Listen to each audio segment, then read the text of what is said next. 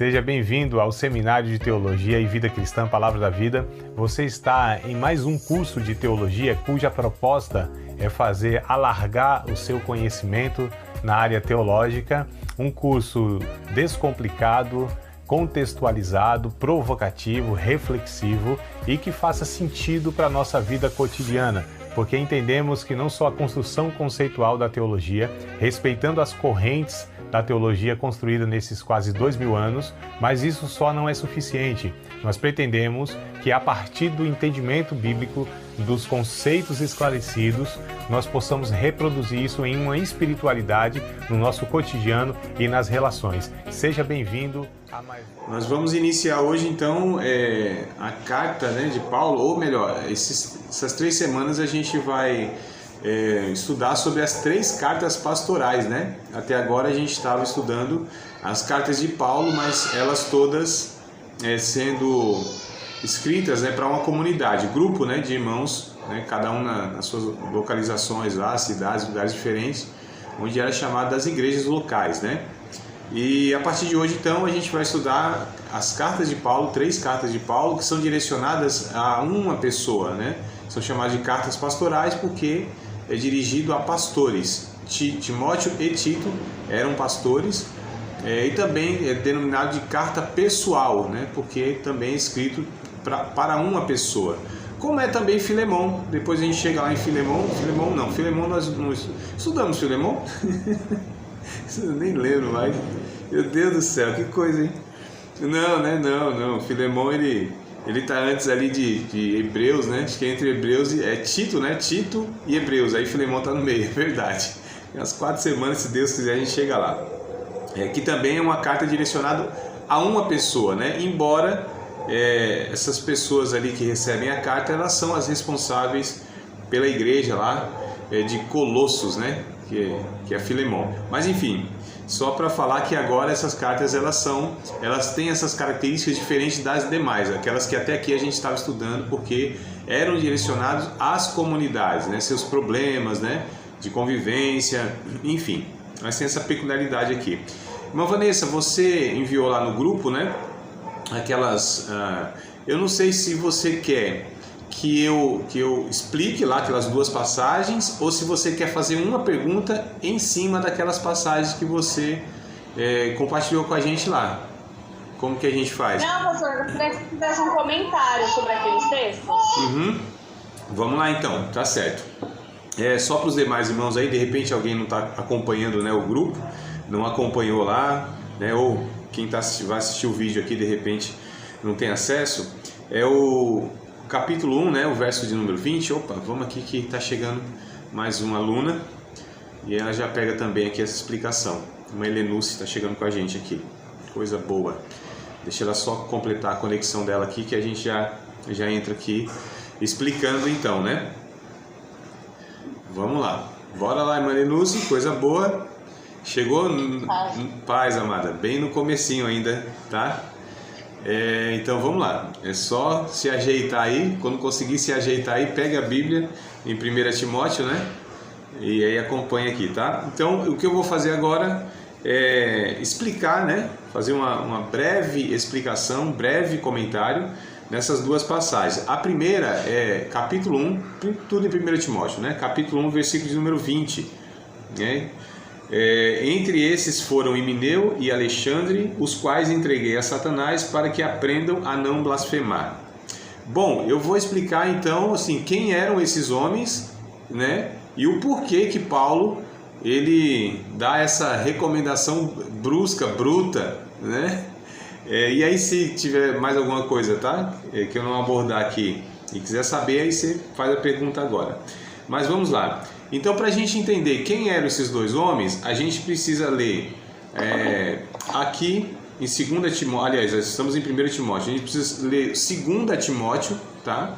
2 Timóteo, capítulo 2, verso 17 e o verso 18. Então, a gente precisa ir para 2 Timóteo para compreender aqui, para ter mais informações sobre essas 2 pessoas aqui, que um é o Himeneu e o outro é o Alexandre, né?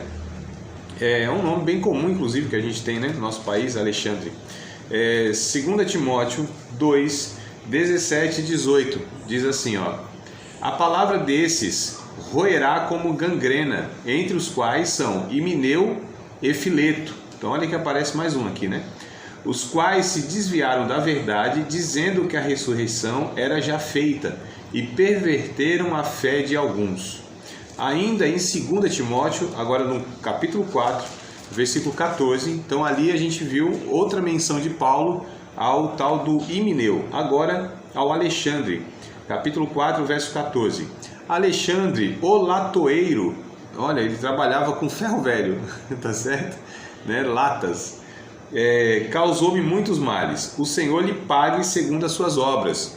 Então, por essas duas passagens aqui, a gente tem mais informações de quem eram esses homens, né? E o porquê que Paulo, então, deu uma recomendação tão dura a respeito desses dois homens. Eles faziam parte daquela comunidade de fé, daquela igreja. O verso 17 e o 18 vai mostrar que esses homens, eles ensinavam, distorciam, na verdade, né? Distorciam o ensino do apóstolo Paulo sobre o ponto da ressurreição de Cristo. Eles diziam que a ressurreição já havia acontecido e com isso eles promoviam a heresia, uma divisão, né, na igreja. E parece que eles resistiam mesmo à autoridade de Paulo, os ensinos de Paulo. Então eram alguns irmãos que tinham alguma influência, porque se eles ensinavam, se eles abordavam assim e que estavam contrariando Paulo, é porque eles tinham de alguma maneira algum tipo de influência lá, né? E não sei exatamente se era algum tipo de liderança. Desculpa, irmãos, deixa eu tomar mais um gole aqui. Algum tipo de liderança. A questão é, eles então estavam causando muitos males, não só, como Paulo disse aqui, né? Alexandre me causou muitos males. Então parece que era uma pessoa que perseguia Paulo, né? Uma pessoa contra o reino de Deus e o evangelho, embora fizesse parte daquela comunidade de fé que Paulo estava dirigindo lá a carta a Timóteo. E é por isso que Paulo ele dá essa recomendação que possivelmente esses homens não aceitavam disciplina, não aceitavam correção, né? Eram pessoas rebeladas dentro da comunidade, ensinando, prejudicando, na verdade, o ensino bíblico. E Paulo levava isso muito a sério, né? Essa questão de o ensino bíblico, porque as pessoas estavam recebendo as orientações sobre as verdades de Deus, né? Então aquilo poderia descambar para uma grande heresia, para ensinos que iam prejudicar essas pessoas no conhecimento de Deus. A gente lembra lá de 1 aos Coríntios, no capítulo 5, houve lá uma situação também que uma pessoa ela não era disciplinada, ela não foi disciplinada, possivelmente não aceitava nenhuma disciplina, e aí Paulo, como última medida, né, de disciplina, disse, excluam essa pessoa. Né? Mas como última medida, Paulo sempre tentava reparar, corrigir o erro, né? Enfim, reparar a questão em si. Mas aqui, semelhante aos 1 Coríntios, Paulo então diz isso aí, esses aí entreguei logo a Satanás. É forte, o tema aqui é bem forte, né? Entreguei a Satanás aí, para que não aprendam mais a blasfemar. Então esses homens não é um pecado qualquer, não é uma desobediência qualquer, não é uma discordância, como se tem até naturalmente, né, num convívio de igreja que faz parte. Aqui não, aqui me parece que é algo muito grave mesmo. E aí Paulo, como essa última medida, diz, já entreguei eles a Satanás. Isso não é uma doutrina, né, mas não é que a gente vai tomar essas atitudes e tal, né? Paulo, especificamente, né, sabia o porquê que estava fazendo isso aí e tal. A gente imita o amor, a gente imita mais essas questões virtuosas, por assim dizer, né? Enfim, a questão... A gente entrega, a gente fala assim, não, entregar na mão de Deus. Paulo entregou logo e foi para Satanás. Ele era bruto, né? O Paulo ele era bruto. Mas assim, a gente precisa entender que Paulo ele era responsável e ele tinha essa consciência da sua responsabilidade como apóstolo de Cristo, que estava doutrinando a igreja. Ele sabia o que ele estava passando. Aquilo não era uma opinião dele, aquilo não era uma conclusão teológica dele. Ele tinha a clareza de que ele estava sendo usado por Deus para doutrinar as igrejas, né? Ele reconhece isso. Olha, eu não recebi o evangelho que eu ensino para vocês de homem. O que eu estou falando vocês considerem que é a palavra de Deus mesmo. Então Paulo sabia da gravidade, né? Quando o que ele ensinava, que era de fato a palavra de Deus, né? Ele tinha essa plena convicção. Não é como nós hoje. Por exemplo, a gente hoje precisa ter a humildade de entender que alguns pontos nós podemos ser... Opa, deixa eu ver aqui, tá entrando mais um aluno. Pô, mas desculpe, viu? Eu tô com a gripe forte aqui, quer dizer, graças a Deus não tá mais forte, mas estava, né? Mas ainda a garganta tá arranhando, por isso que eu vou dar essas tossidas aqui no ouvido de vocês. Desculpem aí, tá? Mas vamos lá. Então, assim, Paulo, ele sabia da gravidade disso, né? Nós temos que ter a humildade de entender que muitas vezes nós vamos ser contrariados e tá tudo certo. Agora, a gente não pode, aceitar que a palavra de Deus, quando ela é ensinada, aquilo seja distorcido para uma heresia, né? Aí é muito grave, viu? Douglas, minha amada, também tá chegando aqui a Tatiane, coisa boa. Vamos lá, vamos seguir aqui, viu? O bondinho já andou um pouquinho, mas só um pouquinho só. Então eu tô abordando aqui a dúvida, né, da irmã Vanessa, que postou lá no grupo, a respeito de 1 Timóteo 2, capítulo 1, verso 20, né? Agora eu quero perguntar o seguinte, irmã Vanessa, tem algum ponto específico que a irmã queria que eu abordasse, que eu não abordei até agora? Só falei a respeito de quem eram esses homens, né? O que eles ensinavam, o motivo que Paulo estava assim recomendando essa disciplina brusca, essa exclusão, né? Mas tem algum ponto? Não? Tá tranquilo? Ou quer... Acho que não, tá tranquilo, pastor. Escreva uma explicação, mesmo porque a gente nunca ouviu, você nunca tinha ouvido esse versículo.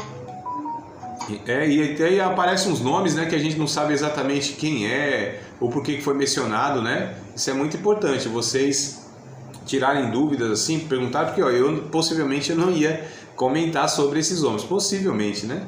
Então quando vocês perguntam, aí a gente acrescenta alguma coisa, vocês enriquecem a aula mesmo, tá? Quando fazem a pergunta. Vamos para o segundo texto então, que você compartilhou lá com a gente, né? Que é 1 Timóteo capítulo 2. Vamos lá. Capítulo 2. Tirar as dúvidas, depois a gente já entra mesmo no estudo, né? Como a gente está acostumado aqui. Mas vamos lá. 1 Timóteo capítulo 2, verso de número 11 ao 15. A mulher aprenda em silêncio com toda a sujeição. Não permito, porém, que a mulher ensine, nem use de autoridade sobre o marido, mas que esteja em silêncio. Porque primeiro foi formado Adão, depois Eva. E Adão não foi enganado, mas a mulher, sendo enganada, caiu em transgressão. Salvar-se-á, porém, dando à luz a filhos, se permanecer com modéstia, na fé, na caridade e na santificação. Bom, também vou trazer uma breve explicação, tá, sobre o texto, e aí se tiver dúvidas, vocês vão me perguntando aí.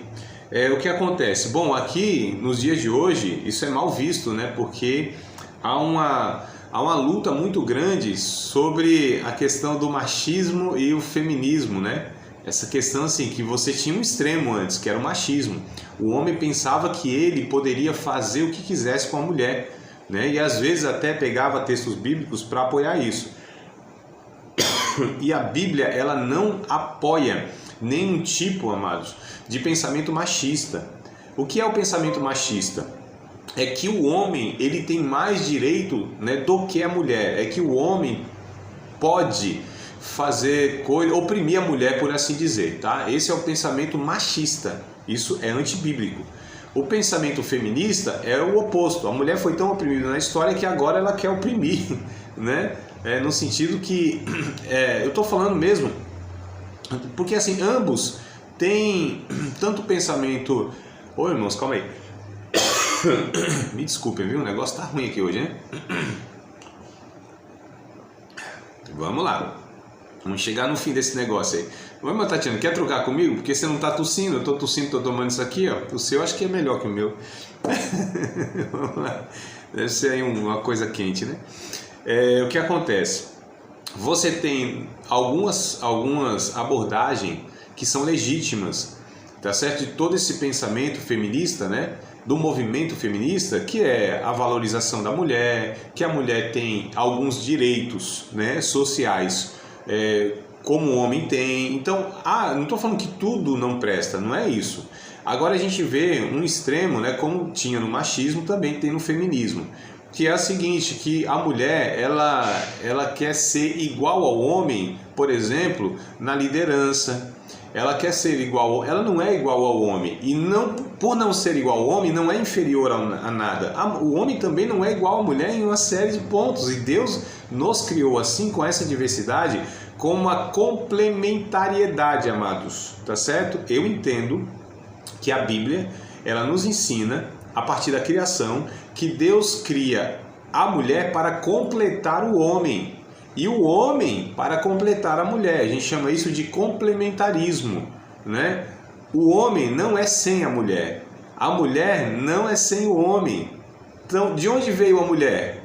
Veio do homem, não foi? Deus não criou o homem primeiro e depois a mulher do homem? Então, o texto é que não é aqui em 1 Timóteo, tá?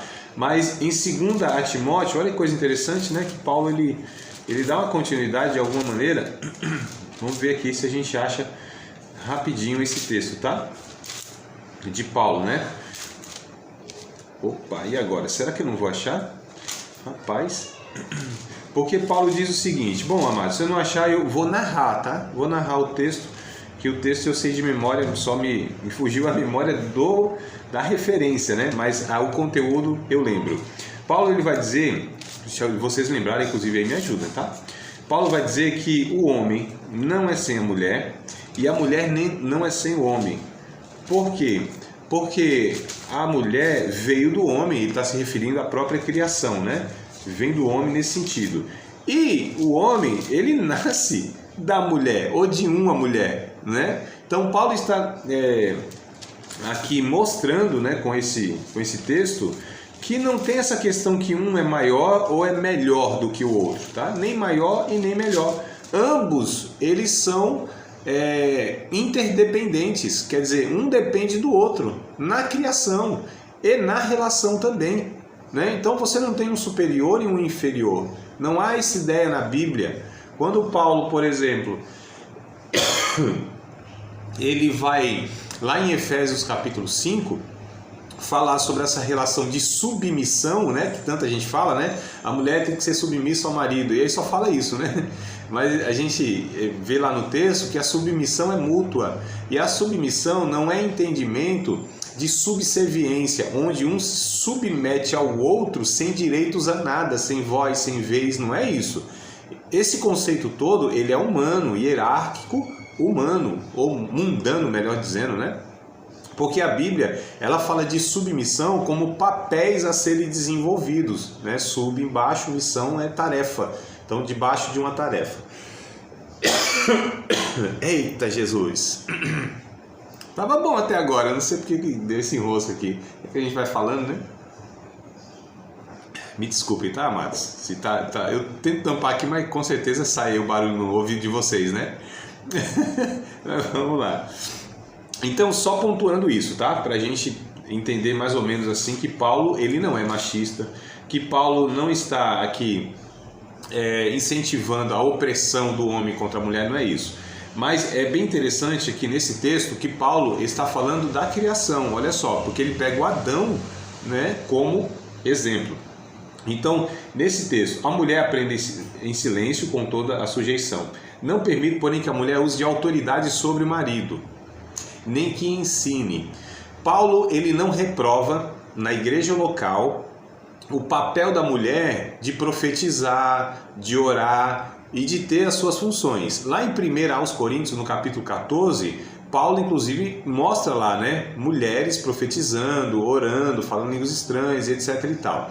Então, só para a gente entender um todo, tá? Paulo não está dizendo a mulher ela não deve ter no culto público ação nenhuma, função nenhuma, não é isso. Agora, Paulo está dizendo, e ele pega a criação, como eu disse, como referência, porque o que eu compreendo da Bíblia, amados, é o seguinte: existe uma ordem funcional e uma ordem criacional. Tá? O que seria a ordem criacional? Primeiro foi formado o homem com um papel de liderança, não é isso que a Bíblia ensina na Gênesis? Depois foi formada a mulher como ajudadora. Ó, não estou fazendo isso aqui não, ó, tá? Mulher como ajudadora. Estou colocando os dois aqui, ó. Adjuntora, aquela que está ao lado. Não é embaixo, não é atrás e nem é nos pés, né? É do lado. Alguém disse que Deus tira o homem da costela, tira a mulher, melhor dizendo, da costela do homem. Por quê? Tira do lado do homem, tá certo? E não tira de baixo para que ele não pise nela e ela não seja inferior. Tira aqui do lado, né, para que ela esteja sobre a proteção e os cuidados do homem, né, seu braço aqui. Tira aqui do lado também porque está próximo do coração. Então olha só, né, é lógico que eu não estou falando que isso é uma conclusão teológica, mas só para a gente entender aqui que Deus, ele não criou a mulher para ser uma inferior. Não, amados, eles são iguais diante de Deus, porque essa é a proposta bíblica. O mesmo Paulo, só que lá em Gálatas, capítulo número 3, verso 28, ele diz o seguinte: em Cristo Jesus não há macho, não há fêmea, todos são um em Cristo. Então o próprio Jesus, ele quebrou tabus na sua época, porque Jesus valorizou a mulher, que naquela cultura de fato não era, amados, valorizado. Então o próprio Jesus fez isso. Paulo vem confirmando essa questão da valorização da mulher. Então é o Evangelho, tá certo, que retoma a mulher como sendo de fato o lugar que ela deve ter, né? Que é o lugar que lhe cabe na criação e nas relações, que é de complementar o homem e vice-versa, como eu disse. Só que o que eu entendo aqui é o seguinte, que o papel de ensino último, tanto de liderança e de autoridade, não é da mulher, nem no lar e nem muito menos na igreja, que é uma extensão do lar. O capítulo 3, que é a sequência aqui do versículo, ó, capítulo 3, já vem falando das questões da liderança da igreja, que são os pastores e os diáconos, não é? Então olha como uma coisa está ligada à outra. Então o que Paulo está dizendo é que a liderança no lar e a liderança na igreja local foi designada ao homem. Mas a liderança bíblica, amados, não é uma liderança autoritária, mandona, opressora. É uma liderança que serve, né? Então lá, voltando a Efésios capítulo 5, quem é o marido ali? Qual é o papel do marido? A mulher é submissa ao marido, que é o líder, mas esse líder serve. Então se esse líder serve, entrega a sua vida pela mulher, alimenta a mulher, né? Cuida da mulher, protege a mulher, direciona a mulher, que dificuldade essa mulher vai ter de ser submissa a um homem que se entrega a ela dessa forma? E Paulo diz assim, como a igreja se entrega a Cristo, que se deu por ela, não é? Então vocês percebam que o ensino, ele é harmônico e não é esse ensino de guerras de sexo, essas batalhas que nós enfrentamos, inclusive nas nossas relações de matrimônio também, não é? A gente sabe os conflitos que nós temos, porque nós somos pecadores nos relacionando. E o que o Evangelho ele ensina é justamente para que essas coisas sejam ajustadas e corrigidas. Então o problema, amados, não é o ensino bíblico, o problema é o que está no nosso coração. É a rebeldia, é a opressão, é o descontrole, é a ignorância, é o egoísmo, né? E tudo isso se reflete nas relações. E quanto mais próxima a relação, isso mais aflorado fica, né? Então a gente sabe o casamento, por exemplo, por que é tão difícil a gente conviver harmonicamente, né? Porque é próximo, está ali contato, afeto, né? Então essas coisas se mostram mais. Mas a questão é essa, tá? O verso de número 13, ele diz: porque primeiro foi formado Adão, depois Eva. Adão não foi enganado, mas a mulher, sendo enganada, caiu em transgressão. Isso não diz que a mulher foi a culpada. Só mostra que aqui, ó, estava na verdade o papel de liderança do homem, né? Que ele tem culpa no cartório no sentido que ele deveria ter protegido a mulher. Mas olha só como a mulher ela não consultou o homem para tomar aquela atitude, não é? E aí o homem também onde estava, que não estava protegendo a mulher da serpente. Então a gente percebe, queridos, que a Bíblia ela coloca a responsabilidade sobre os dois. Mas o ponto crucial que as pessoas hoje sempre têm dúvida é essa. Tá, mas a mulher não tem direito de ser pastora? A mulher não pode ensinar? a mulher não pode isso na igreja, não é que a questão de pode ou não pode, a questão é que tem papéis definidos no casamento e na liderança na igreja. São papéis definidos, não é?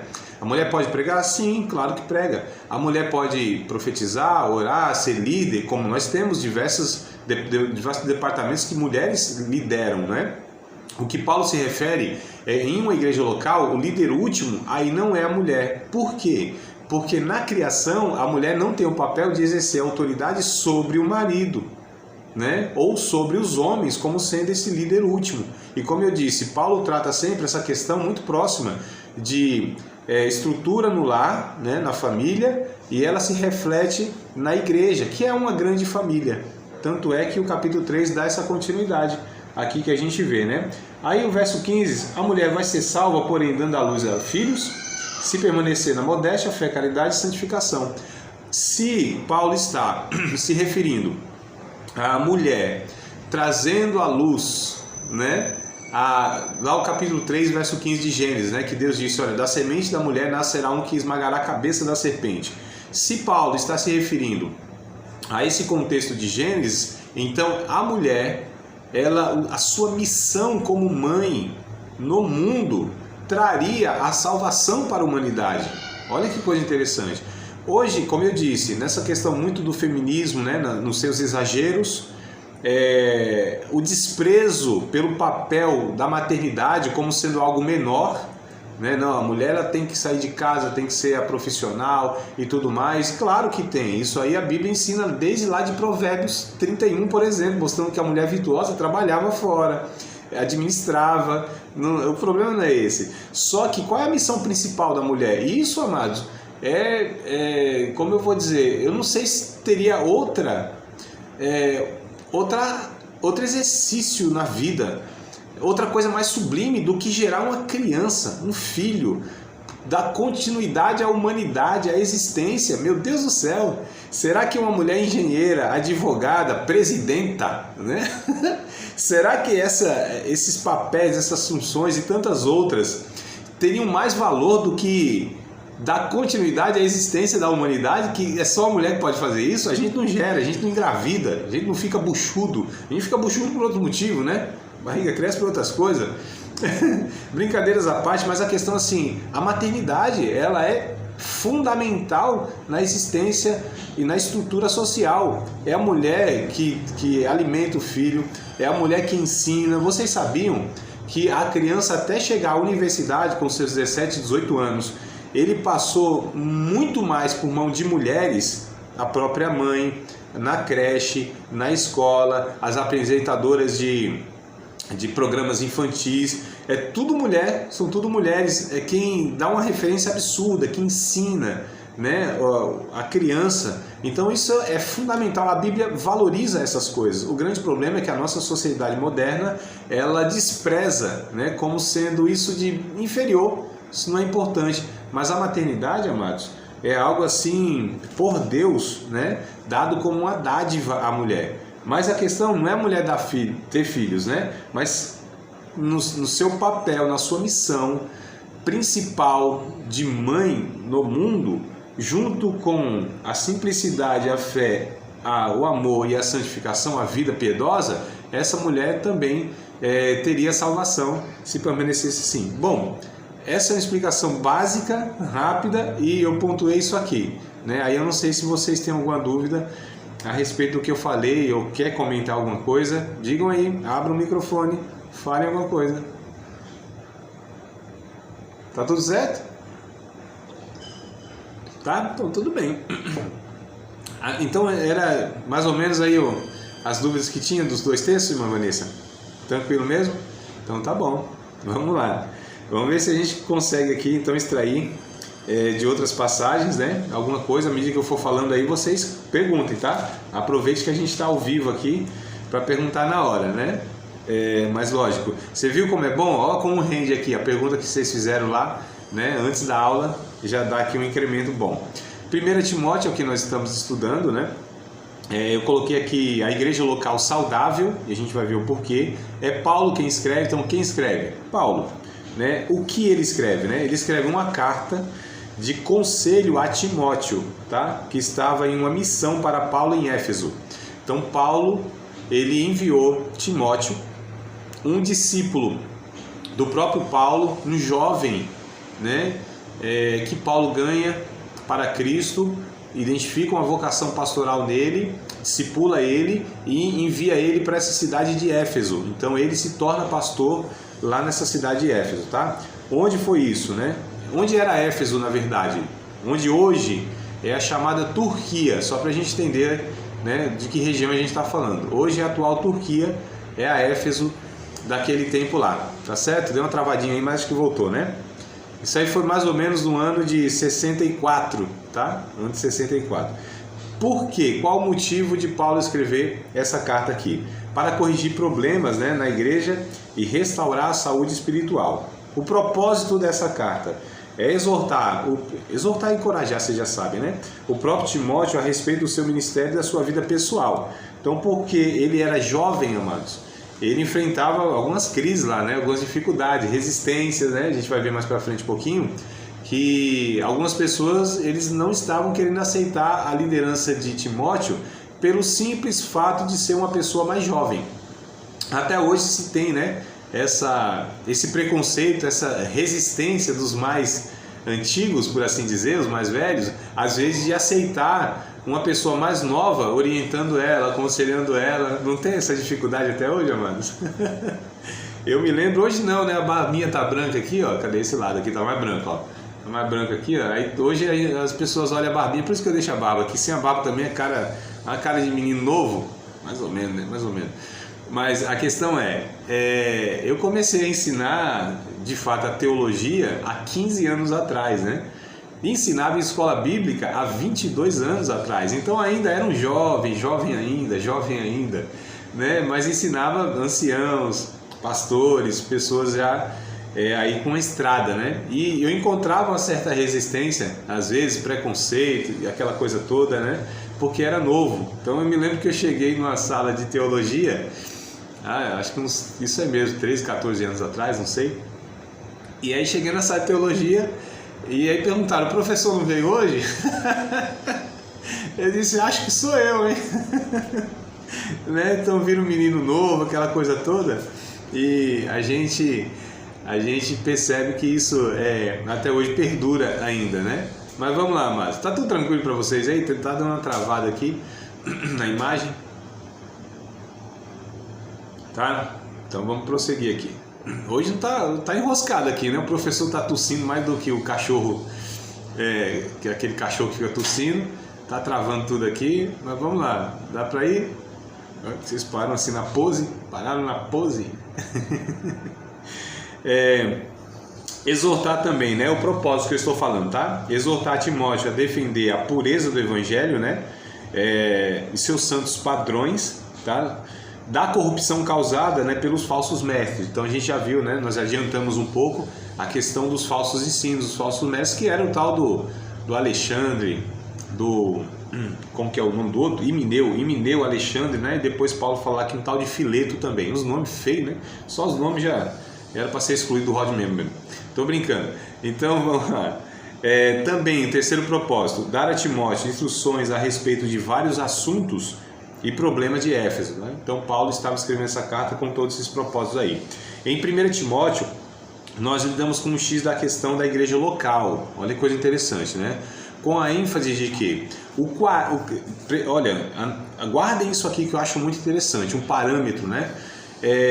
O caráter e a qualidade dos seus líderes, a gente está falando das igrejas locais, serão responsáveis por determinar se a igreja é de fato uma igreja do Senhor Jesus.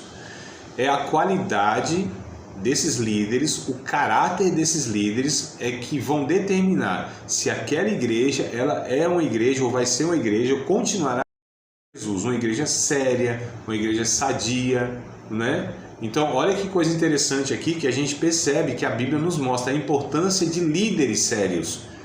Você ter um pessoal, membros que têm suas dificuldades, seus pecados, suas imaturidades, faz parte do processo, amados. É isso aí, é igreja. Agora, a liderança precisa ser uma liderança diferenciada. E o que a gente vai ver aqui, que Paulo daqui a pouco vai nos ensinar, né? Que o caráter é o principal de tudo isso. A pessoa nem pode ser a mais capacitada intelectualmente falando, mas ela precisa ser uma reserva moral, ela precisa ser uma referência de ética, né? A gente vai ver aqui as virtudes que um líder precisa ter e é indispensável. E não se pode admitir líderes na igreja, a gente não está falando só do pastor não, né? De todos aqueles que lideram de alguma área da igreja. Eles precisam ter essas qualidades, porque isso é importante. Isso é determinante, amados. Se você tem uma igreja onde os líderes são imaturos, onde os líderes não são piedosos, não são sérios, pode ter certeza que a grande parte ou a maioria da membresia vão ser bem parecidos com o líder, né? Os pais, por exemplo, dificilmente você tem pais desonestos, que não respeitam um ao outro, pais que são totalmente desregrados, que vão gerar filhos e criar filhos com virtudes e qualidades. Vai ser muito difícil, amado. E o contrário também é verdadeiro, né? Pais piedosos, pais honestos, pais que têm as suas virtudes, vão gerar no filho aquilo que eles são. Porque nós até podemos ensinar o que nós sabemos, mas nós só geramos o que nós somos.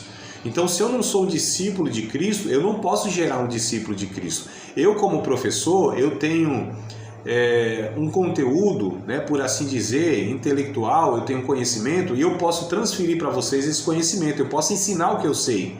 Agora, eu só posso gerar em vocês aquilo que eu sou, né? Então, se eu sou, de fato, uma pessoa humilde, simples, generosa, honesta, sincera, amo Jesus e etc e tal, isso em mim vai ter um poder muito grande pelo Espírito Santo para gerar nas pessoas que me ouvem isso também, porque é assim que Deus escolheu no processo, pegar pessoas onde o Evangelho naquelas pessoas trouxeram a transformação para que através dessas pessoas outras pessoas sejam alcançadas. Deus usa um material humano e as pessoas, elas são a evidência do Evangelho, do poder transformador, que pegam pessoas de fato como nós, comuns, né?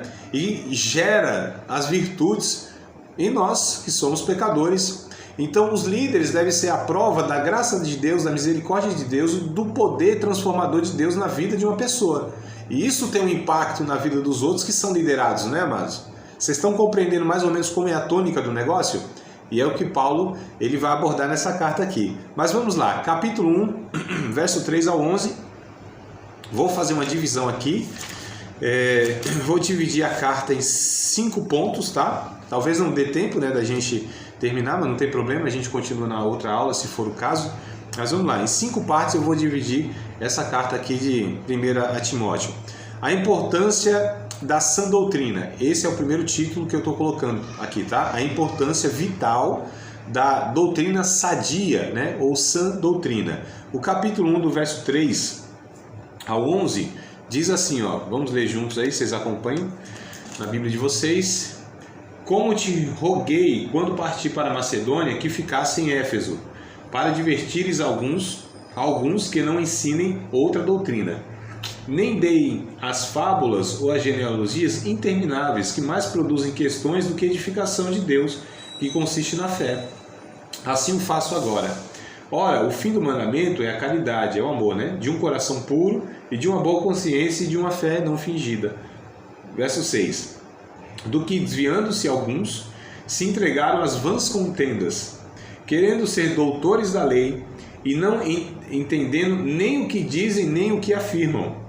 Sabemos, porém, que a lei é boa se alguém dela usar legitimamente. Sabendo isto, que a lei não é feita para o justo, mas para os injustos e obstinados, para os ímpios e pecadores, para os profanos e irreligiosos, para os parricidas, olha só as palavras, matricidas, para os homicidas, né? Os que matam os pais, matam as mães e matam os homens, tá? Para os fornicadores, para os sodomitas, para os roubadores de homens, para os mentirosos, para os perjuros, para o que for contrário à sã doutrina, conforme o Evangelho da glória de Deus, bem-aventurado que me foi confiado.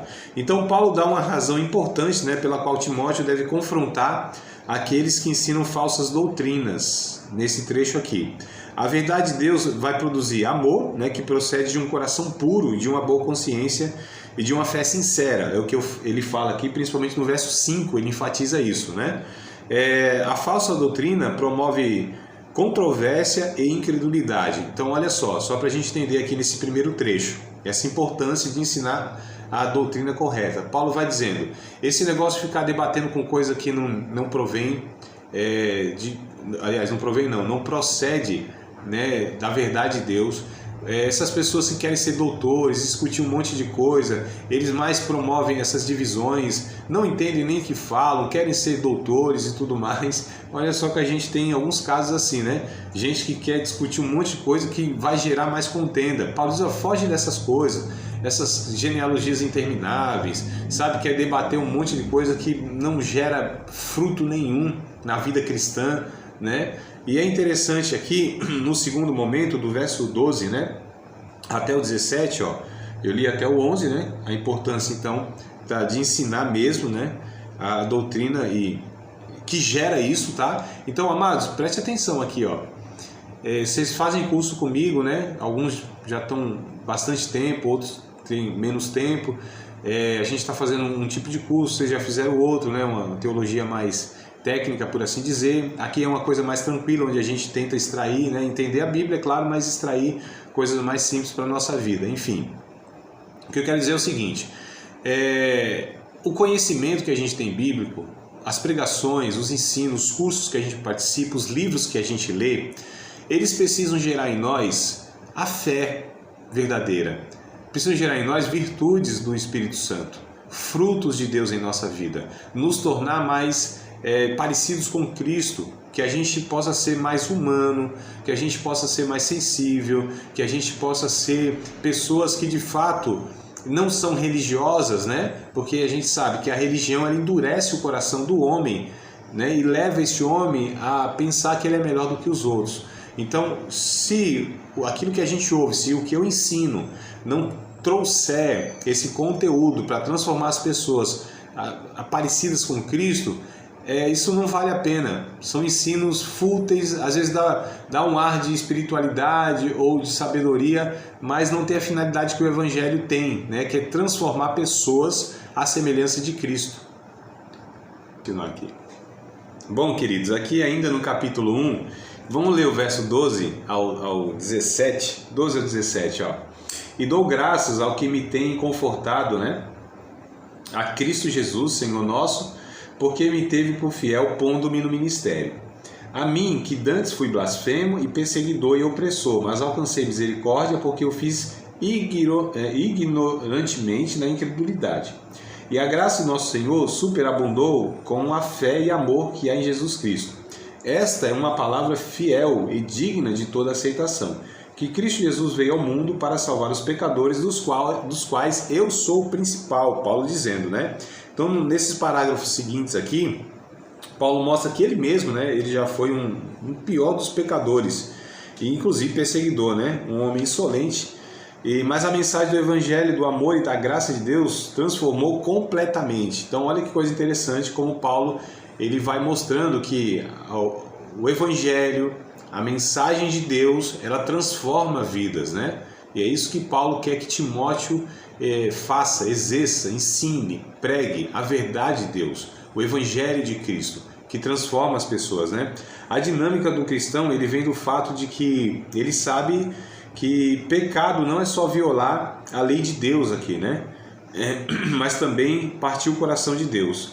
Não é a lei de Deus, mas o amor de Deus que nos constrange. Então aqui quando Paulo diz sobre a lei de Deus e tudo mais, a questão não é religiosa, não é lei, não é observar uma regra ou outra, é entender que nós somos pecadores, né? E que a gente ofende a Deus. Não é porque eu infringi o mandamento tal, isso aqui, essa regra aqui eu não cumpri, isso aqui, pode isso, André, não pode aquilo, né? As perguntas que a gente recebe é sempre nesse tom. Professor, isso pode? Isso não pode? Amados, nós precisamos entender que a nossa vida, ela não deve ser guiada, não é só por coisas que pode ou que não pode. Porque tem coisas, Paulo vai ensinar isso em outro livro lá, é 1 aos Coríntios, né, capítulo 6, ele vai dizer, ó, tem coisas que pode, mas não deve, né? Então tem coisas que nós devemos e não podemos. Então assim, amados, o Evangelho não é uma proposta religiosa de seguir regrinhas, sabe? Aquela lista assim, ó, isso pode, não, isso aqui não pode, não pode, não pode. Porque assim, a gente fica nessa paranoia, pode ou não pode? Não é questão de pode ou não pode. A questão é que nós nos relacionamos com uma pessoa. E essa pessoa, ela tem sentimento, toda pessoa tem sentimento, né? Deus é uma pessoa e tem sentimento. Então não é questão que a gente infringiu uma lei da divindade. A questão é que nós ofendemos a Deus. E nós ofendemos a Deus não é porque nós fazemos algumas coisas e outras não. Porque tem coisas que a gente faz que aparentemente, esse é o engano da religião, aparentemente aquilo é correto, mas o motivo, o coração, o sentimento, Deus, ele não aprova. Então, queridos, todas as vezes que a gente for se relacionar com alguma coisa, não é na categoria do pode ou não pode, é na questão de que isso aqui vai ofender a Deus. Esse é o ponto. Então nós precisamos entender, nós somos pecadores. Então eu não vou ser melhor diante de Deus porque eu não peco. Primeiro que isso é impossível. Isso é impossível. Quem é que não peca, né? É claro que nós não temos o hábito de pecar os pecados que a gente tem a consciência que é pecado, né? É fato. Mas eu não peco porque eu tenho uma nova natureza. E eu me relaciono com Deus. E eu amo a Deus. Não é só uma questão religiosa. Então Paulo está aqui mais ou menos ensinando para Timóteo que ele deve não perder tempo, ele não deve perder tempo com essas questões religiosas e briga com, sabe, com esses líderes que querem muitas vezes colocar regrinhas como os fariseus faziam, como toda religião faz, amados, tá? E ele deve pregar o Evangelho, ele deve entender que a graça de Deus transforma pessoas. E Paulo dá o exemplo, eu fui um grande perseguidor, um grande pecador, eu sou o principal dos pecadores, mas a graça de Deus me salvou, a graça de Deus me fez um ministro do Evangelho, né? Então é isso que ele está passando para Timóteo, olha só. Ele não está só instruindo Timóteo na questão do conceito, da teologia, ele está mostrando com a sua vida, olha como Paulo está transferindo quem ele é. Lembra que eu falei? Então a questão aqui, ó, professor-aluno, né? O mestre e o discípulo, né? O pai e o filho, o apóstolo e o pastor aqui, Paulo e Timóteo. Transferência de vida, transferência, amados, tá certo? O Evangelho é isso, é transferência de geração de vida, a gente gera uns nos outros vida, né? Então esse é o ponto aqui que Paulo ele trata, tá? Vamos ainda no ponto 2 aqui, ó. Dá pra gente ainda falar sobre a segunda divisão, que vai do capítulo 2. Vou falar do verso 1 ao 5, tá? Então, um só Deus, né? E um só mediador entre Deus e os homens. Esse é o destaque que eu quero colocar aqui. Um só Deus e um só mediador entre Deus e os homens. Então, capítulo 2, verso 1 ao 5, diz assim, ó. Admoesto-te, pois, antes de tudo, que se façam deprecações, orações, intercessões e ações de graças por todos os homens. Então Paulo está ensinando, ore, ensine a orar e ore, né? Pelos reis, por todos os que estão em eminência, para que tenhamos uma vida quieta e sossegada em toda piedade e honestidade. É uma lição para a gente orar, amados, por todos, governantes, líderes, nossos políticos, tá? Bem ou mal, né? Votamos ou não, vamos orar para que esses homens aí façam as coisas certas, né? E tal. E orar por todos, interceder, suplicar, agradecer. Verso 3. Porque isto é bom e agradável diante de Deus, nosso Salvador, que quer que todos os homens se salvem e venham ao conhecimento da verdade. Eita. Verso de número 5. Porque há um só Deus e um só mediador entre Deus e os homens, Jesus Cristo, homem. A Bíblia nunca pede, né, desculpas por apresentar a fé em Cristo como a única maneira pela qual a pessoa pode estabelecer um relacionamento pessoal com Deus. Olha só, a noção comum de que todas as religiões levam ao mesmo Deus é, em termos muito simples, né, falsa. Tá certo? Esse negócio, todos os caminhos levam a Deus. Mentira, né? Não. Jesus Cristo morreu para pagar o preço do pecado por todos os seres humanos, e a confiança nele é a única via, né, de acesso que leva a Deus. Então, o Paulo está mostrando para Timóteo, até aqui no verso 5 que nós lemos, que Jesus é o único que leva, né, as pessoas à salvação, tá certo? E nós devemos orar para que isso aconteça, por tudo e por todos, né? Nós devemos orar para que isso seja revertido em glória para Cristo. Agora, o interessante aqui que o próprio Jesus, lá no capítulo 14 de Evangelho de João, verso 6, ele disse, eu sou o caminho, a verdade e a vida, né? Ninguém vê ao Pai senão por mim. Então, o que Paulo está instruindo Timóteo é isso. Pregue a respeito de Cristo, pregue a respeito do Evangelho, né? Deus quer que todos os homens se salvem. Então, Timóteo, como líder, como um pastor, ele deveria, né? Devia lá, e nós devemos hoje também, orar por todos os homens para a sua salvação, amados. Ô glória! A Tatiana diminuiu, ó. Acho que pegou uma água nela lá e ela encolheu. Aqui apareceu a Tatiana. Ai, que coisa boa! Que bênção de Deus! Então, amados, você não esperava, né, mano? Deu uma encolhida aí. Então, que coisa interessante, queridos. Como Paulo ensina a liderança de hoje, pastores de hoje. Eita, voltou ao normal. Está parecendo desenho animado, né? Encolhe, depois volta ao normal.